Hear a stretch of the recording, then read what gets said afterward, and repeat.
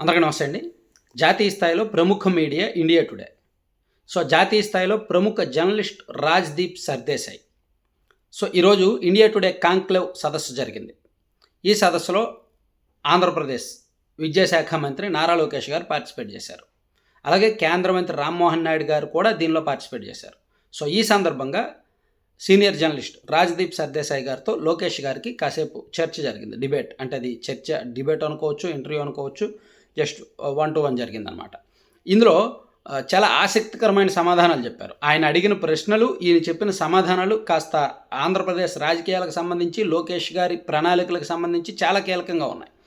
ఇందులో ముఖ్యంగా ఒక ప్రశ్న ఏంటంటే, కర్ణాటకకు బెంగుళూరు ఉంది, అండ్ తెలంగాణకు హైదరాబాద్ ఉంది, తమిళనాడుకు చెన్నై ఉంది, మరి ఆంధ్రప్రదేశ్కు ఏముంది అని రాజ్‌దీప్ గారు అడిగినప్పుడు లోకేష్ గారు వెంటనే చంద్రబాబు నాయుడు గారు ఉన్నారు, ఆంధ్రప్రదేశ్కు చంద్రబాబు నాయుడు గారు ఉన్నారు అని చెప్పారు.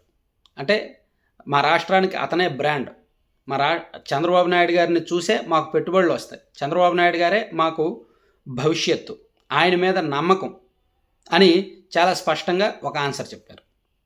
అలాగే డిప్యూటీ సీఎం విషయంలో కూడా రాజ్‌దీప్ సర్దేశాయ్ గారు ఒక క్వశ్చన్ అడిగారు. డిప్యూటీ సీఎం అవకాశం ఉందా, మీరు అవుతారా అని.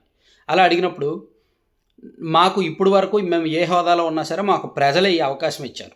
సో మేము ఏ స్థానంలో ఉండాలి అనేది ప్రజలు నిర్దేశిస్తారు.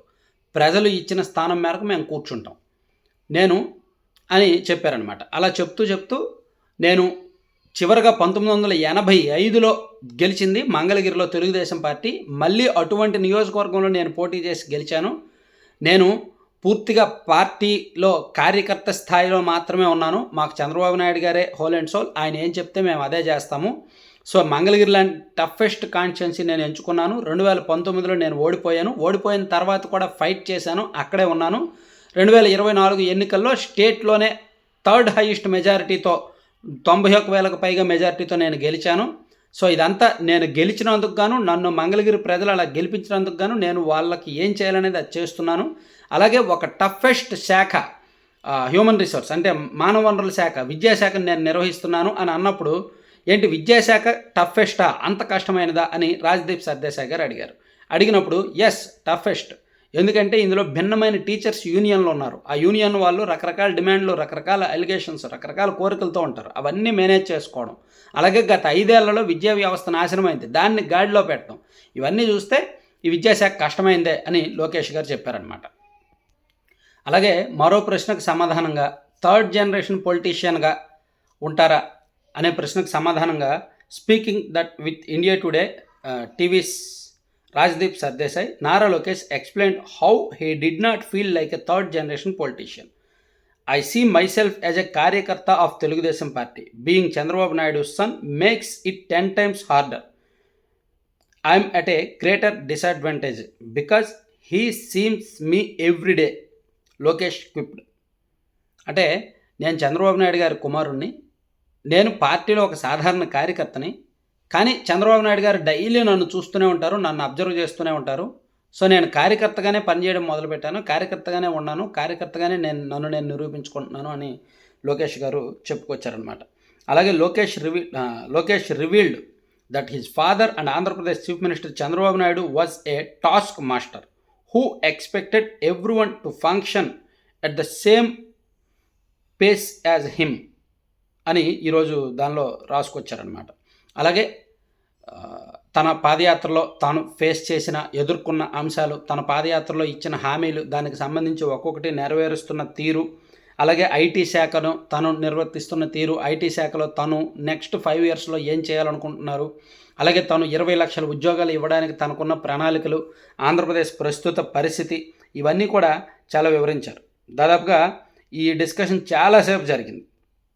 ఇందులో మనం చూసుకుంటే from IT to AI Andhra Pradesh at the cusp, we are going to build a new data city in Visakhapatnam, no second thoughts about it said Nara Lokesh, responding to what his contribution to state would be అనే ప్రశ్నకు, విశాఖపట్నంలో ఒక data city నిర్మించబోతున్నాం, దీనిలో ఎటువంటి అనుమానము లేదు అని చెప్పారు. His father, a 4th time chief minister, has been heralded as the builder of modern day Hyderabad using digital technology. Lokesh explaining his role in the transmission of the divided Andhra Pradesh and how he would take his father interest to digital economy to the next level అని ఈ అంశాల మీద చర్చకు వచ్చినప్పుడు, so గతంలో చంద్రబాబు నాయుడు గారు ఉమ్మడి రాష్ట్రానికి ముఖ్యమంత్రిగా ఉన్నప్పుడు ఐటీని ప్రమోట్ చేశారు.